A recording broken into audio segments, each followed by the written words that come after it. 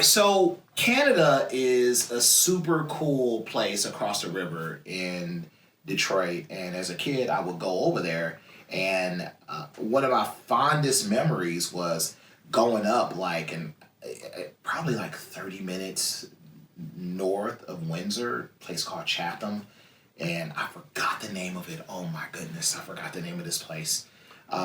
It was like a water park. Okay. We had so much fun. I'm going to remember this after the podcast is over. Of course. What we're going to do is re-record, and we're just going to, and I'm going to mention the name. We're going to put this in because I'm forgetting the name of the podcast. I mean, of the place. So the town I'm looking at specifically, if it helps refresh your memory, is Hamilton.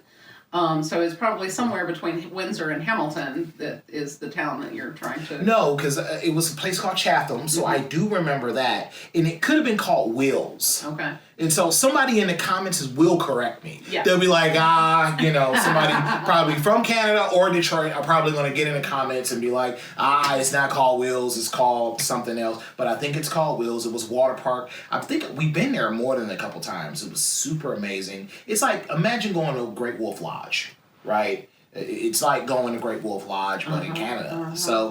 But it's super cool, and you'll absolutely love it when you get up there. And it's just absolutely. Michigan is a beautiful place. Yeah. So if you can figure out how to buy some property right now, I can totally help you buy some property in Michigan. You can. It's easy to be off the river. It's easy to be off a lake.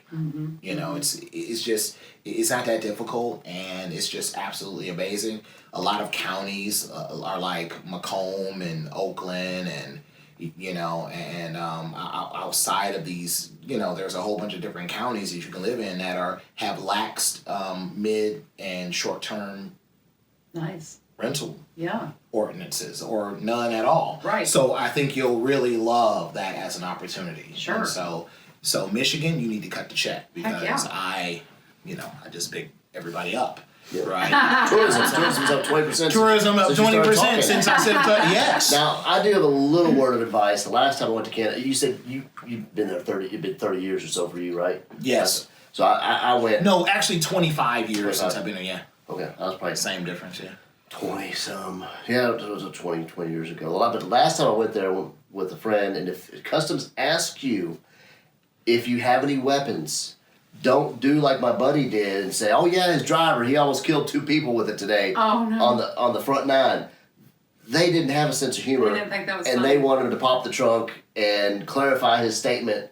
And he's like, "I'm joking, guys. He can't hit a golf ball very well. And he hit it in somebody's yard. He didn't really kill somebody, or didn't really almost kill 2 people." Bureaucrats don't don't have a customs. very good sense of humor in general. So yeah, typically keep the humor to yourself when dealing with government. So I do highly recommend you do not, have that type of sense of humor when you're around the people at the border. I think that may not go well for you. No, not at all. Oh my gosh, that is crazy. That is absolutely crazy. And speaking of crazy, I'm Milton. I'm Hampton Scurlock. And we want to welcome you to the Investor Tribe podcast.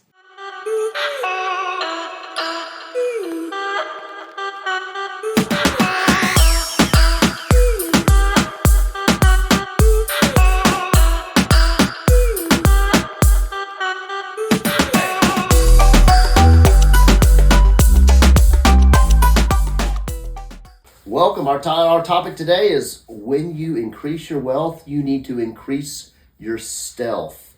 When we're done, you'll know exactly what we're talking about. We're very fortunate to have Miss Renee Buster with us today. Longtime friend, fan of the podcast. I'm actually fan or president of the Renee Buster fan club. Mm-hmm. She's very talented. She's been I'm okay. Yeah, you're the president. I'm the president. I go to karaoke. Yes, I'm the president. Yeah, you are the president. I'm just a fan. Yes, I'm not the president. But yes, fair enough. So Renee has been with Borders and Borders for quite a while, Paralegal, and they're a very reputable one. I think they do the most closings around town for sure with the real estate investors. So a very well known and reputable real estate firm. She's Paralegal. Also did a lot of incorporation, registered agent work. Gosh, I know you do so much over the years, in addition to the real estate closings and helping Harry Borders, who's one of the namesakes of Borders and Borders. Indeed. But what your personal journey background? I think you're a paralegal for almost 30 years. I've been a paralegal for 30 years. I graduated Midway College in 1994 with my Bachelor of Arts in Paralegal Studies and a minor in Psychology and Sociology. I was telling Milton when we greeted one another today, my dream job was to be in the BAU of the FBI. And then I found out that it was a really hard hustle and I was not athletic, so I had to pivot. And so what it is about, Harry said, and this is really cool, is that if you need to disappear, you can help people disappear. I can help disappear. And if you need to find people, you can help find people. One of my dear See, that's really like secret agent type stuff, and that's super cool. And so we want to delve into that today. We're going to talk a lot about Renee Buster today, and we're going to go into my real estate investor secret weapon, which is your site. That's my site. Right. Yeah. And so it is super cool. And so what inspired you to transition from a paralegal to real estate investing? So that's an interesting question, Milton. And I know that our relationship is not nearly as long as Hampton's and mine, but I actually avoided real estate investing for a very, very long time. 17 years of my history of Borders and Borders, I was serving real estate investors and small business owners, but I had no desire whatsoever to invest in real estate. And, my chronic health issues, I have multiple sclerosis, I'm very open about that, makes me think about things a little differently than my peers. And so I was thinking, there has to be something to this whole real estate journey, and I need to tap into that for my family. And so how did your experience as a single mother with MS influence your approach to building that real estate, your real estate empire? Yeah. Real estate empire, business empire, right? There's a lot of challenges to being a single parent. There's a lot of challenges to having a disability, but pairing them together makes things very interesting, of course. But it really makes you open your mind to possibilities and solutions and thinking creatively. Yeah, and so for the uninitiated, because we do share in common, my wife has multiple sclerosis, and so without going too far, into that, it's definitely a neurological disease that affects millions of people around the world. Correct. Today, and in some cases, it can be debilitating. Absolutely. And so I definitely applaud your courage and you and my wife are very fortunate to be out amongst society, because that's not always the outcome. Exactly. Right? Exactly. And so how do you apply that? How do you does that serve as, it seems like that serves as some motivation actually. Absolutely. I experienced an unplanned pregnancy and a diagnosis of multiple sclerosis all in a matter of about 16 months. And it was a changed world for me. If you're familiar with Napoleon Hill, my YouTube channel, we're diving in deep with Think and Grow Rich. And he says that you have to experience a changed world in order to get on the true entrepreneurship journey. You have to think back to what is the thing, the impetus that propels you towards success. And so as we move forward, and so we're going to get to your YouTube channel later on. It's definitely important to, I really want, what made you start your journey to even begin, my real estate investing secret weapon? Like, why that? Why that title? What made you begin that, start that part of your journey? Well, I want to back.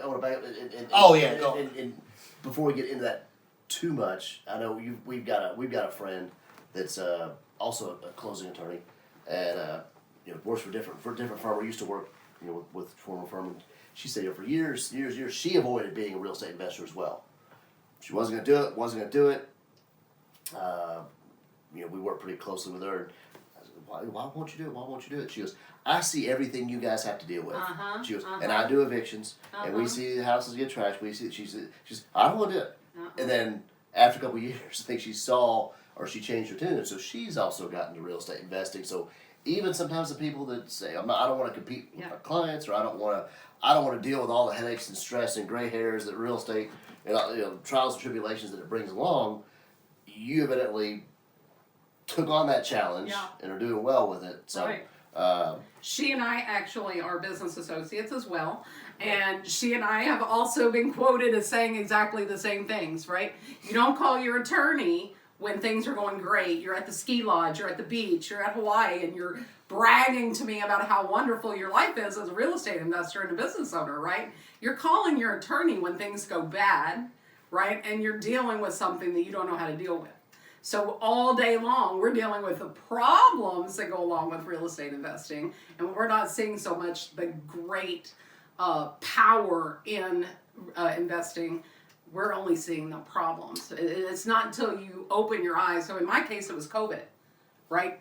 The world is ending. We're all going to die. I might as well do something different, right? And so I do like, I do appreciate it. And so, like, when you were talking about how you were moving forward in how did you get started? What made you begin your business? So that's kind of like what My made you do REI that? Weapon. Yes, like business? What made you start that as a separate entity? Because you were doing pretty well. Yeah. At one of the biggest title company in Louisville. Sure. So it wasn't like you had to go off on your own. You could have. There's a lot of options you had. What made you say, you know what, I'm going to go off and I'm going to do this? So, that's a very interesting question, Milton. So I originally started My REI Secret Weapon with a partner, and we were going to fill a need doing skip tracing for repossession companies. So for people who had loaned on cars and had lost track of the cars, the debtors owed money or the car back, right? And so we were looking for those cars to repossess. About 3 months into it, my partner decided we weren't making enough money quickly enough. And I was held to 1-year contracts for several expensive software programs. Mm-hmm. And so I do what I do best, which is take lemons and make them into orange juice. I love it. I love it. And so were people asking for that? Yeah. So that was more, well, you know what? Full disclosure. I was one of those. I think, so now I'm thinking like, oh yeah, of course, because a lot of people were probably hitting you up and saying, hey, can you take care of this for me? Right. And so I remember, calling you. You were like, well, that's a conflict of interest right now. But there's a countdown. Right, exactly. And so as soon as I, branch off, then I can take on full clients and do different things like that. I definitely love that. And so is there a way that, so can you explain how My REI Secret Weapon supports real estate investors? Absolutely. So the 3 P's is what I like to focus on, which are Okay. privacy, protection, and paperwork. So with the privacy, we focus on helping our customers, small business owners and real estate investors, keep their private, non-public information private and non-public, right? And as long as they're following our strategies and our instructions, they should not have an internet presence associated with their private and non-public information.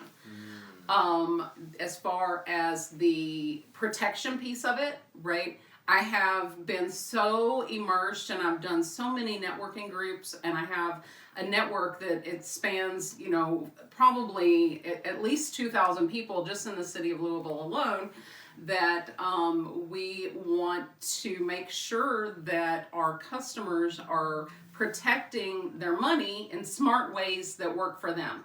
because a lot of these mentorships that come to town, and the ones that are even birthed here in town, right, they don't consider more than one or two options, right? And so I want my clients to have all the options that I know about and help them pick the options that are best for them.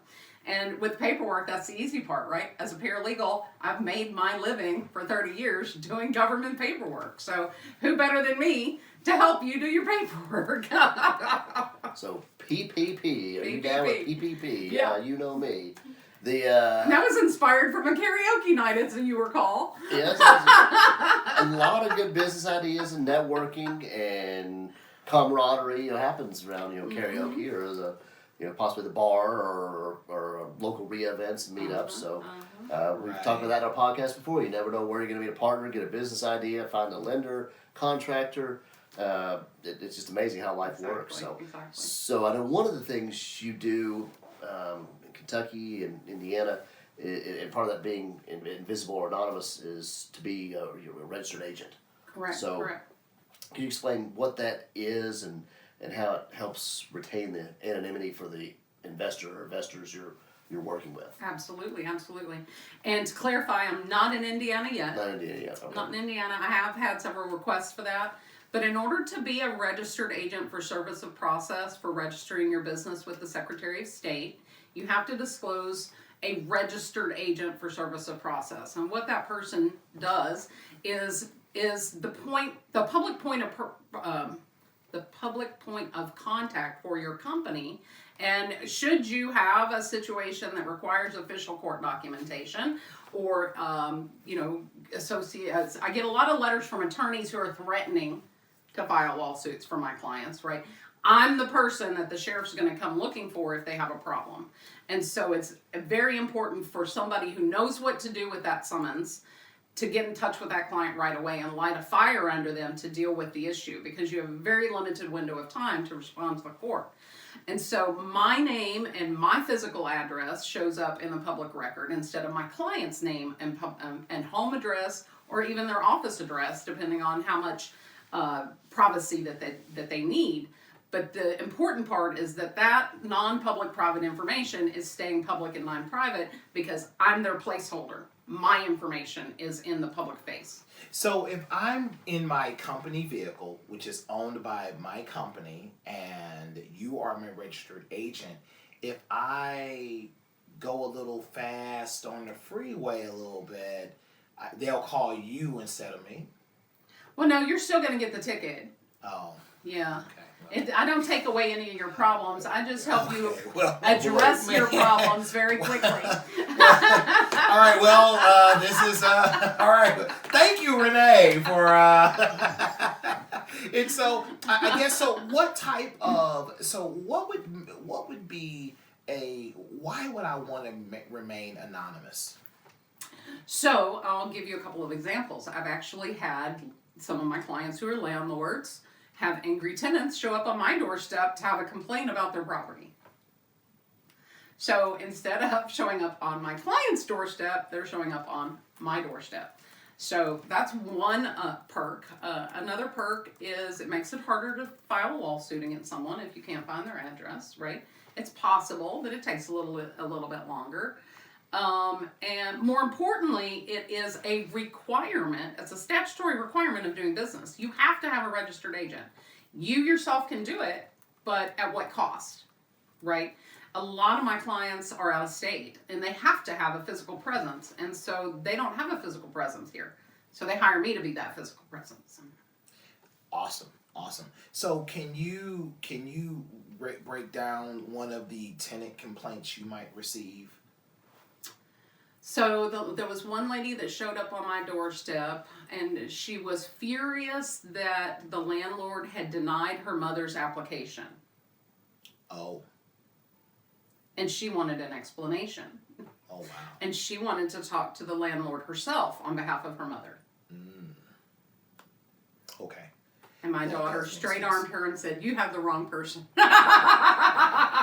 and so let's kind of break some things down. And I definitely we serve here at the Investor Tribe, of which you're part of our Investor Tribe, and you help a lot of tribe members out with their issues. But what we want our watchers to see to learn about you today is what strategies would you recommend for professionals looking to generate wealth through midterm rentals, such as for travel nurses? I love the midterm space. Come on. Do. Tell us, help us out. Yeah. Tell us.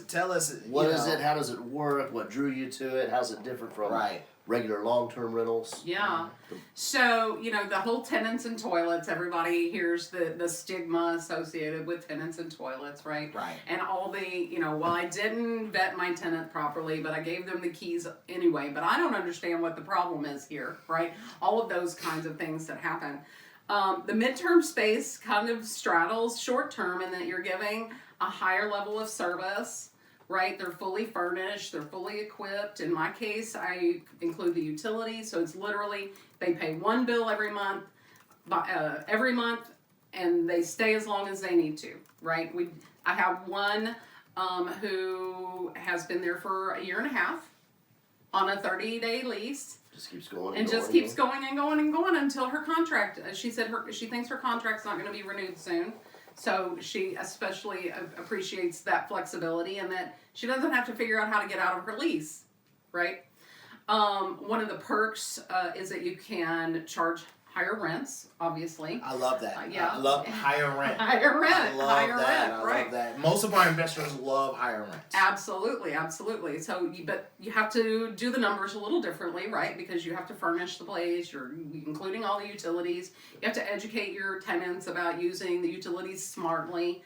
Right, I had one young man who would turn the heat all the way up when he was there and forget to turn it off when he left. And so, I had a 1-bedroom, 1-bath condo, 560 square feet with a $178 LG&E bill. I was like, okay, sir, we need to talk about this. Ooh, mercy. All right, yes, we do.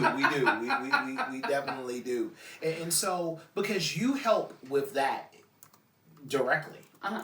You work with those types of investors directly. Absolutely. Right? And so when you're thinking of midterm rentals, when you're thinking of short-term rentals, when you're thinking of long-term rentals, you are serving real estate investors in all manners of their business, correct? Absolutely. And I know people that do commercial real estate. I know people who invest in passive real estate, such as Delaware Statutory Trust. Energy partners and things like every possible classification of real estate you can possibly think of, including marine slips, right? I've dealt with that in the course of the 1031 exchange history that I have at Borders and Borders. 22 years of doing 1031 exchanges. You learn exactly what can be classified as real estate and what is not classified as real estate. And it's really some interesting stories for sure. I love that. Something we jumped around a little bit, and I thought we would get to this earlier, but I like to hear, sometimes investors are trying to find an owner of a property. Somebody's inherited a property, or they've gone to jail, or they've just skipped town, or who knows what's happened to them. And you offer a service, skip tracing, where you can track down these owners of properties that could be potential deals for investors. Yeah, so right. How does that work, or what were the benefits of trying to skip tracing somebody? So I love to teach free ways of people collecting this information on their own. I've been on some programs and some videos sharing some of the free and low-cost ways. And if you exhaust all of your free and low-cost ways, then I want you to come to me and say, okay, I've done all my homework. This is what I did.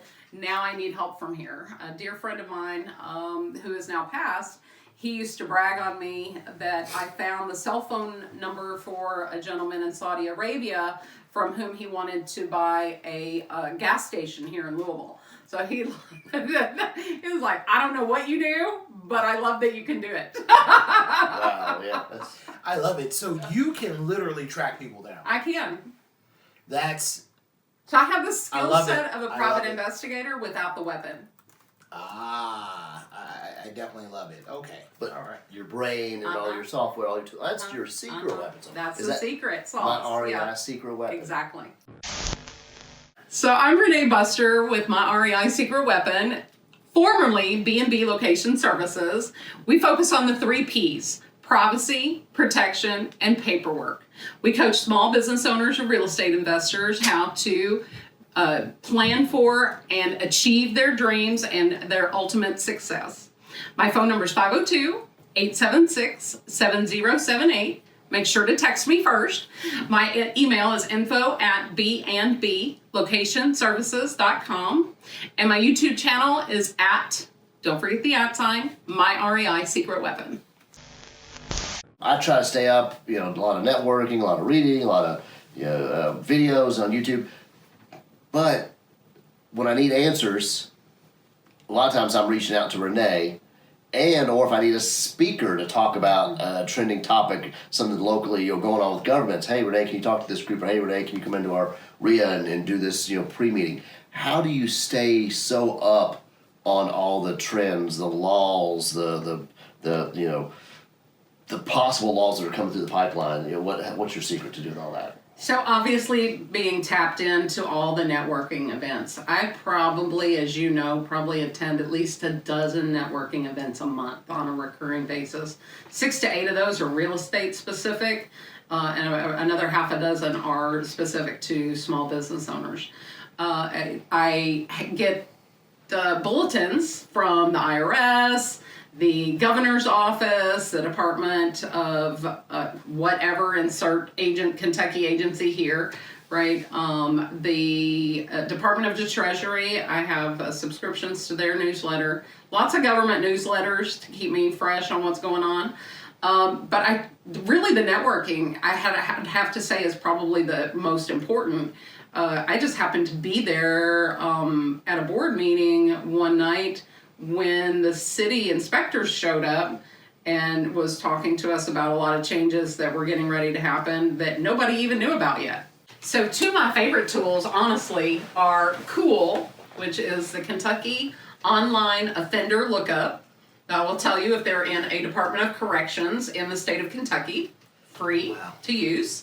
And one of my other favorite tools is the National Sex Offender Registry, because every registered sex offender in the country has to keep their active address at all times, or they could be subject to going back to jail.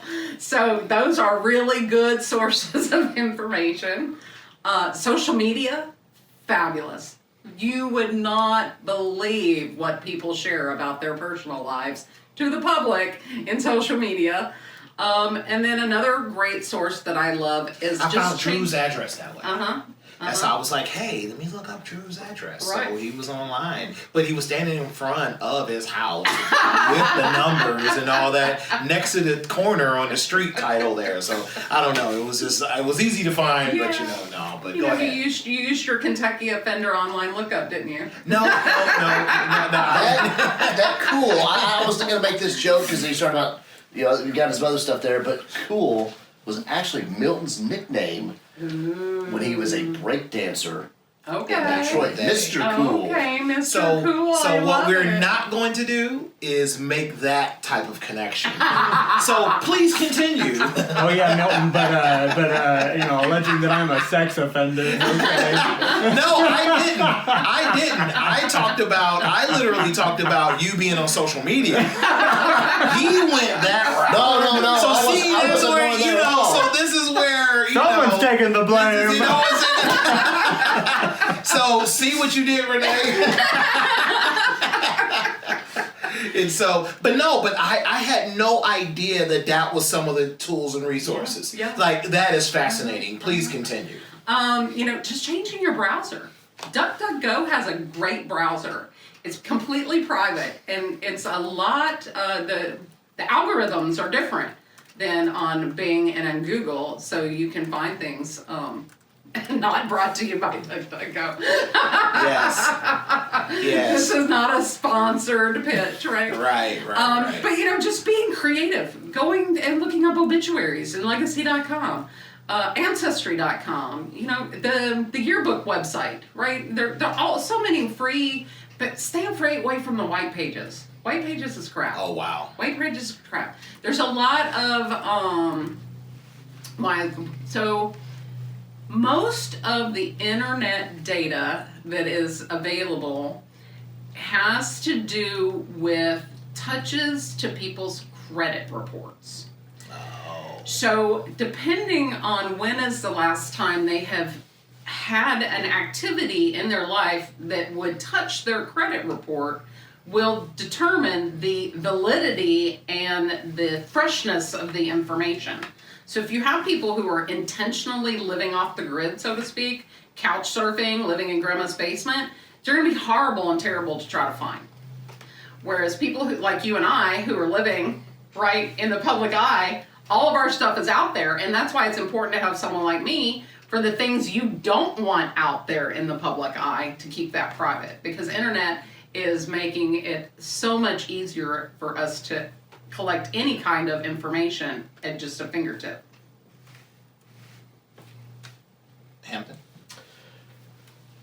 Seems like you've already taken over all the world. You do quite a bit. You know, I'm aspiring to be queen of the world, Hampton. And you're on your way there.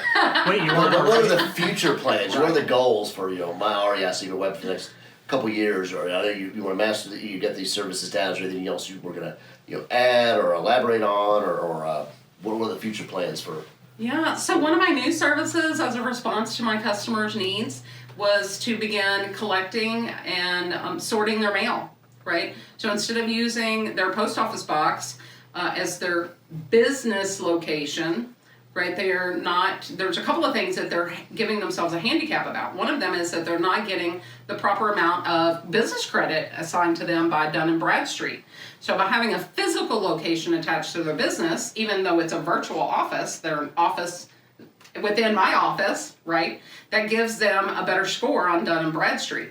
The other thing that it does is it gives you more time back. As a real estate investor, especially people like Milton and myself, I get probably dozens of pieces of mail wanting to buy my property, right? And so my clients don't sell. So all that just goes in the garbage. They don't even need to see it. They don't need to open it. They don't need to waste your time, right? Solicitations, advertisements, all of that, I get rid of it for them. And then when they have something timely, like a summons or a subpoena, right, I email them and text them their mail. And if it's something that's not timely, it goes in an envelope for them to come by at their convenience to pick up. So they don't even have to worry about going to the P.O. box, right? They come by, they say hi, they pick up their mail, they get a golden nugget of information that they may be looking for to scale their business. They may just want to say, hey, I have this blemish, do you have something for that? You know, there are all kinds of things that I can help people with. You're like, look, you can come get business tips, beauty tips. Yeah. I mean, Travel you're all travel. I mean, so there's so much that you have going on. But what we wanted to do is on behalf of Drew, Hampton, myself, we want to thank you. And there was a time earlier in the year where you had taken care of us. You took us in. So we were looking for a home for our podcast, and you graciously opened up your office to us for a few months, and we couch surfed practically. Yeah, So we're hanging out. Excuse the bottles everywhere. It was this little, So we did, but we did water. It was just nothing water. else. So we are so grateful to you for allowing us to house our podcast there. It was super gracious, and so we're in our new more of a home that we have now. Sure. And we wanted to make sure that you joined us at our home. Thanks. Right, in our new home. And will you come back? It's like, of course I will. I would love to. So we want to thank you being a friend of the tribe. Yeah. Right, being a friend of the podcast. And just we were so glad that you'll come back, and we're gonna have a blast with you when you do come back. We're gonna have a big time fun. And next time we're gonna warn the neighbors downstairs because Uh-huh. we haven't met yet, and we're up here laughing and carrying on having a good old time. Right. And we haven't even got the whole place furnished yet. So they're what the heck are those people doing up there? Like, right. They just moved in racket. like 3 days ago. So. Signs aren't up.